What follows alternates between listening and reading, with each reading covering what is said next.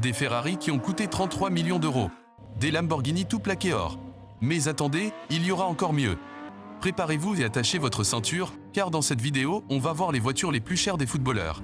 They got problems on problems on problems on problems on problems on problems I solve them. I run through the money, the pressure be calling. Left on my blessings, I feel like I'm falling. The birdie is back. Tell me I'm garbage, I'm going through something. That's why I ain't calling. Phone and progression is all that I wanted. The phone and affection, I summon and dub it.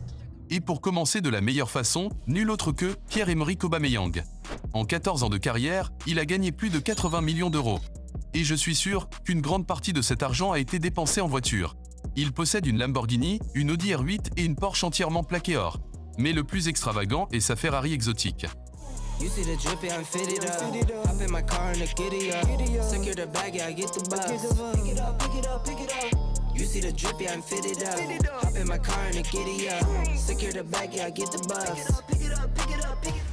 Avec un moteur V12 et une vitesse de pointe de 365 km/h, cette voiture démarre plus vite qu'un sprint Mbappé. Malgré ses caractéristiques spectaculaires, ses fans et les amateurs de voitures étaient très mécontents de la façon dont il la peinte.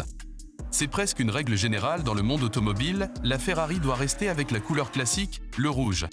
Et même des célébrités comme Justin Bieber ont été interdites d'acheter des voitures chez Ferrari en raison de personnalisation du genre. Dès qu'Aubameyang a posté une photo sur Instagram, il a rapidement commencé à recevoir beaucoup de haine dans les commentaires, comme par exemple. Cependant, Aubameyang a répondu de la meilleure façon possible. Hate me or love me, we don't give a fuck. Et pour montrer qu'il se fiche de ce que les autres pensent, il a fait exactement la même chose dans sa Lamborghini Huracan. Et il a posté une photo sur Instagram, vous invitant à vous abonner à la chaîne et à laisser un like sur la vidéo. En fait, je rigole, ce n'est pas ce qu'il a posté. Il a montré aux héters que pour vivre comme lui, ils ont besoin d'un cheat code. Un autre joueur qui possède une longue liste de voitures de luxe est le grand et invincible dieu nordique, Zlatan Ibrahimovic. La légende suédoise, actuellement joueur de l'AC Milan, possède une collection de voitures qui fait rêver. Cependant, il est resté fidèle à ses origines et est devenu un ambassadeur de Volvo, utilisant même le modeste XC40 pour s'entraîner. Mais calmez-vous, car lorsqu'il a fêté ses 40 ans, il s'est bien traité. Contrairement à nous, qui recevions souvent un peu plus qu'une paire de chaussettes, il a acheté la dernière Ferrari SF90 Stardale, la première Ferrari électrique. Il a partagé sa nouvelle acquisition sur son Instagram de manière un peu égocentrique, comme à son habitude. Mais ce n'est pas son achat le plus cher. Sa voiture la plus chère est la Ferrari Monza SP2 qui coûte 1,4 million, et seulement 489 personnes en plus de lui en possèdent une dans le monde entier. Partons à l'autre bout du monde. Direction les terres chaudes du Brésil, et maintenant on va parler de Neymar Jr. En plus du football, de la plage, du poker et de la fête, Neymar a une autre passion, sa collection de voitures. Et en 2017, lorsqu'il a signé le transfert de 222 millions d'euros de Barcelone à Paris Saint-Germain, il a acheté un peu de tout, dont des Ferrari, des Audi, des Bugatti. Cependant, cela ne suffisait pas, et il voulait quelque chose de plus exclusif. C'est à ce moment-là qu'il achète une voiture à 4,5 millions, qui est à ce jour sa préférée.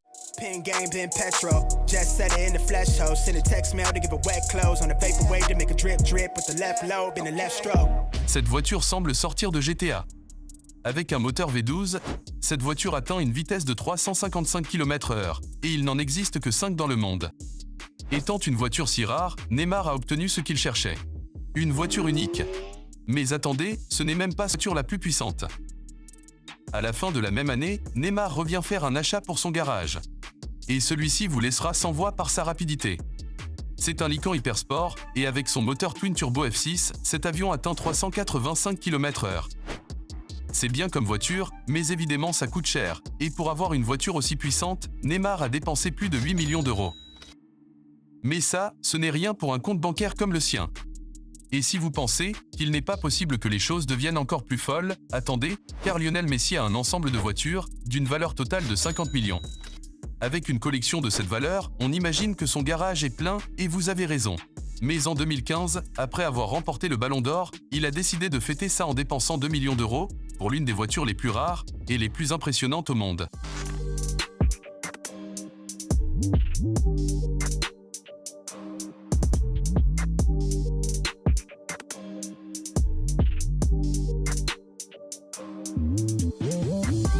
Cette voiture me rappelle littéralement un avion. Ce Pagani Roadster a un moteur V12 et atteint 335 km/h. Mais dès que Messi l'a acheté, la joie a été de courte durée, car la police l'a arrêté, et ce n'était même pas pour excès de vitesse. Ils ont simplement dit que son voiture était si dangereuse qu'il est illégal de la conduire sur la route. De nos jours, cette voiture c'est seulement un élément de décoration de 2 millions d'euros dans son garage. Un an seulement après cet achat, Messi a reçu un message anonyme l'informant que le propriétaire de la voiture de ses rêves allait la vendre aux enchères. Et malgré ses voitures rapides, il ne voulait pas rater l'occasion et a fait voler son jet privé jusqu'à Paris. Mais dès qu'il y est arrivé, il s'est retrouvé nez à nez avec un autre intéressé. Rien de plus et rien de moins que Cristiano Ronaldo. Vous imaginez CR7 arriver au El Clasico dans la voiture de rêve de Léo Messi? Ayant déjà reçu une proposition de Ronaldo, le propriétaire de la vente aux enchères savait que Messi arrivait et a attendu d'entendre sa proposition. Et dès son arrivée, une autre dispute a commencé, cette fois hors du terrain. Messi a offert 10 millions. Ronaldo en a offert 15. Et ainsi de suite, jusqu'à ce que Messi fasse une proposition que Ronaldo n'a pas voulu réfuter. Ce jour-là, Messi a gaspillé 33 millions d'euros sur une Ferrari 335S Spider Scaglietti de 1957. Quel trésor! Mais Ronaldo n'a pas été trop déçu, car il a déjà un arsenal de voitures si étendu qu'il ne se souvient même plus combien ils sont. How many cars do you have right now? I don't know. Yeah. Comment est-ce possible? Eh bien, je sais combien j'en ai. Plus de la moitié des 24 millions d'euros qu'il a dans son garage, c'est sa collection Bugatti. À mon époque, nous collectionnions les autocollants Panini et je n'oubliais lesquels j'avais. En 2016, il a dépensé 2 millions sur sa Bugatti Veyron tout noir et un an plus tard, il a dépensé encore 3 millions, cette fois sur une Bugatti Chiron personnalisée avec une peinture argentée et noire, avec le logo CR7 sur le côté. Après ces deux achats et le succès qu'a eu Bugatti après que Ronaldo leur ait acquis des voitures, l'entreprise a voulu que Cristiano soit le visage de la marque automobile. En conséquence, en 2020, lorsque Bugatti a lancé sa voiture la plus rare de tous les temps, Ronaldo a été invité à être le premier à l'événement. C'est à ce moment que Cristiano a décidé de dépenser 12 millions pour cette beauté. Hoppin', we zoomin', the package be booming. Yeah, we got it, we got it, got it. She picking and choosing in love with the moment. Yeah, we got it, we got it, got it. They cannot do what we doing. You see how we moving? We got it, we got it, got it. Mess with the squad, you try to. Son diamant blanc, une Bugatti Santodieci, a un moteur W16 de 8 litres et envoie 380 km/h. Comme la voiture rare de Neymar, ce modèle n'appartient qu'à 10 personnes dans le monde. Mais que serait une collection de voitures sans quelques bonnes Lamborghini? Ronaldo a dépensé 600 000 euros pour 2 Aventador, un tout noir et un tout blanc.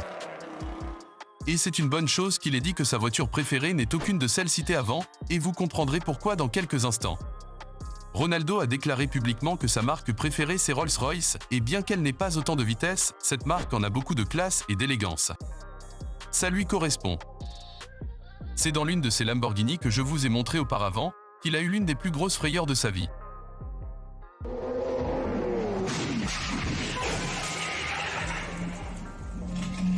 Ce n'est pas la seule voiture qui s'est retrouvée dans cet état dans les mains de CR7. Aussi un Pagani a eu le même destin. Mais le pire de tout a été l'accident, qui a failli mettre fin à sa carrière et à sa vie.